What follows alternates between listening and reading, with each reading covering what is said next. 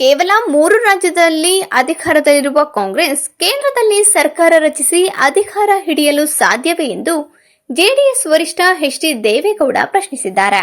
ಅರಸೀಕೆರೆ ತಾಲೂಕು ಗಂಡಸಿ ಹೋಬಳಿ ನಾಗರಹಳ್ಳಿ ಗ್ರಾಮದಲ್ಲಿ ಇಂದು ನಡೆದ ಜೆಡಿಎಸ್ ಕಾರ್ಯಕರ್ತರ ಸಭೆ ಉದ್ದೇಶಿಸಿ ಮಾತನಾಡಿದ ಅವರು, ಕಾಂಗ್ರೆಸ್ಗೆ ಈವರೆಗೆ ಲೋಕಸಭೆಯಲ್ಲಿ ವಿಪಕ್ಷ ಸ್ಥಾನ ಕೂಡ ಸಿಕ್ಕಿಲ್ಲ.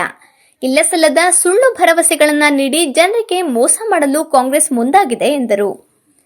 ಇತ್ತೀಚೆಗೆ ಕಾಂಗ್ರೆಸ್ನಲ್ಲಿ ಮಲ್ಲಿಕಾರ್ಜುನ್ ಖರ್ಗೆ, ಸೋನಿಯಾ ಗಾಂಧಿ ಸೇರಿದಂತೆ ವಿವಿಧ ನಾಯಕರು ಸುದ್ದಿಗೋಷ್ಠಿ ನಡೆಸಿ ಒಂದು ಪ್ರಣಾಳಿಕೆ ಬಿಡುಗಡೆ ಮಾಡಿ 25 ಗ್ಯಾರಂಟಿಗಳನ್ನು ಘೋಷಣೆ ಮಾಡಿದ್ದಾರೆ. ಜೊತೆಗೆ ತಮ್ಮ ಸರ್ಕಾರ ಬಂದರೆ ದೇಶದಲ್ಲಿ 8,000 ಕೋಟಿ ಮನೆಗಳನ್ನು ನಿರ್ಮಾಣ ಮಾಡಿ ಎಲ್ಲ ರೀತಿಯ ಸಾಲ ಮನ್ನಾ ಮಾಡುವುದಾಗಿ ಹೇಳಿದ್ದಾರೆ. ಇವರ ಈ ಎಲ್ಲ ಅಂಶಗಳನ್ನ ಭರವಸೆಗಳನ್ನ ಈಡೇರಿಸಲು ಹಣ ಎಲ್ಲಿದೆ? ಇಂತಹ ಸುಳ್ಳನ್ನ ಜನ ನಂಬಬಾರದು ಎಂದರು. ಅರಸೀಕೆರೆಗೆ ಕುಡಿಯುವ ನೀರಿಗೆ 28 ಬೋರ್ವೆಲ್ ತೆಗೆದ ಬಳಿಕ ಅದು ಕುಡಿಯಲು ಯೋಗ್ಯ ಅಲ್ಲದ ನೀರು ಎಂದು ತಿಳಿದಾಗ ಹೇಮಾವತಿಯಿಂದ ನೀರು ಕೊಡಲು ಮುಂದಾದೆ ಎಂದು ತಮ್ಮ ಅವಧಿಯ ಕೆಲಸಗಳ ಬಗ್ಗೆ ವರ್ಣಿಸಿದರು. ಎತ್ತಿನಹೊಳೆ ಮೂಲಕ ಕೋಲಾರ, ಚಿಕ್ಕಬಳ್ಳಾಪುರಕ್ಕೆ ನೀರು ಕೊಡಲು ಮುಂದಾಗಿರುವ ಕಾಂಗ್ರೆಸ್ ಅರಸೀಕೆರೆಗೆ ನೀರನ್ನ ಹರಿಸಲಾಗುವುದು ಎಂದು ಸುಳ್ಳು ಹೇಳಿದ್ದಾರೆ. ನಿನ್ನೆ ಬಾಬು ಜಗಜೀವನ್ ರಾಮ್ ಜಯಂತಿ ನಡೆದಿದೆ.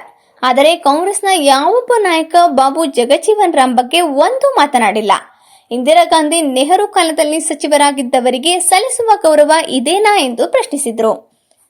ಬಾಬಾ ಸಾಹೇಬ್ ಅಂಬೇಡ್ಕರ್ ಅವರ ಆಶಯದಂತೆ ಎಸ್ಸಿ ಸಮುದಾಯದ ಮೀಸಲಾತಿ ಹೆಚ್ಚಳ ಮಾಡಿದ್ದು ಇದೇ ದೇವೇಗೌಡ. ಇದರ ಬಗ್ಗೆ ಜನರು ಯೋಚಿಸಬೇಕು ಎಂದರು. ಕೆಲವರು ತೆಂಗಿನ ಮರದ ಕೆಳಗೆ ಮಲಗಿ ಪರಿಹಾರಕ್ಕಾಗಿ ಡ್ರಾಮಾ ಮಾಡಿದ ವ್ಯಕ್ತಿಗಳನ್ನ ನಾನು ನೋಡಿದ್ದೇನೆ ಎಂದು ಶಾಸಕ ಕೆಎಂ ಶಿವಲಿಂಗೇಗೌಡ ವಿರುದ್ಧ ವಾಗ್ದಾಳಿ ನಡೆಸಿದ್ರು. ಬೆಂಗಳೂರಿನಲ್ಲಿ ಡಾಕ್ಟರ್ ಮಂಜುನಾಥ್ ಸೋಲಿಸಲು ಅದೇ ಹೆಸರಿನ ಹಲವರನ್ನ ನಾಮಪತ್ರ ಸಲ್ಲಿಸಿದ್ದಾರೆ. ಇಂತಹ ವಿಧಾನಗಳಿಂದ ಅವರನ್ನ ಸೋಲಿಸಲು ಸಾಧ್ಯವೇ ಎಂದರು. ಚುನಾವಣಾ ಪ್ರಣಾಳಿಕೆ ನಿನ್ನೆ ಕಾಂಗ್ರೆಸ್ ಬಿಡುಗಡೆ ಮಾಡಿದೆ. ಈ ವಿಷಯನ ನಿಮ್ಮ ಮುಂದೆ ನಾನು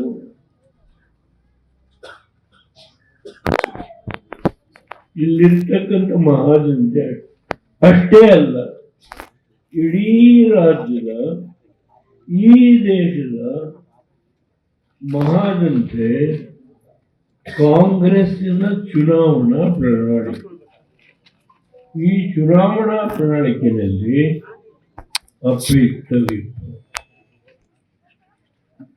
28 ಗ್ಯಾರಂಟಿಗಳನ್ನು ನಾವು ಈ ದೇಶದಲ್ಲಿ ಜಾರಿಗೆ ತರ್ತೇವೆ ಹೇಳಿದ್ದರು. 28 ಗ್ಯಾರಂಟಿಗಳು, 28 ಕೈ ಪಾಳಿ ಪ್ರಣಾಳಿಕೆಯಲ್ಲಿ ಹಿಂದಿಂದ ಅಲ್ಲದೆ 25 ಗ್ಯಾರಂಟಿ.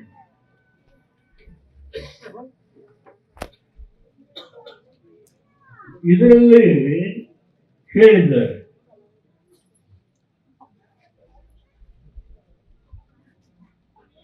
ಇದನ್ನೆಲ್ಲ ಓದ್ತೀನಿ.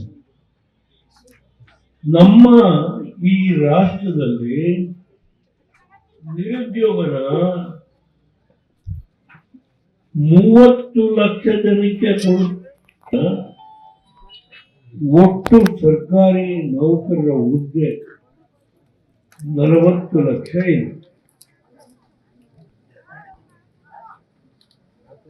ಅದರಲ್ಲಿ 30 ಲಕ್ಷ ಈಗ ಸರ್ಕಾರದ ನೌಕರರು ಇದ್ದಾರೆ.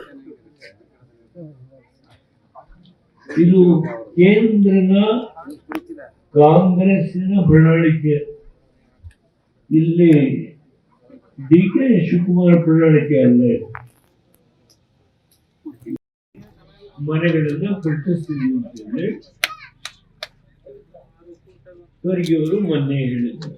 8,000 ಕೋಟಿ ಅಂಶ ದೇಶದಲ್ಲಿ ಹಿಂದೂಸ್ತಾನದಲ್ಲಿ ಬಡವರಿಗೆ. ಒಬ್ಬ ಇಲ್ಲಿ ಹೇಳಿದೆ ನಾನೀಗ ಬಡ್ಜೆಟ್ ಬಗ್ಗೆ 8,000 ಕೋಟಿ ಮನೆಗಳನ್ನ ಈ ದೇಶದಲ್ಲಿ ಕಟ್ಟಿಸ್ತೀವಿ ಅಂತ ನಮ್ಮ ದೇಶದ ಕಾಂಗ್ರೆಸ್ ಅಧ್ಯಕ್ಷರು ಹೇಳಿದ್ದಾರೆ.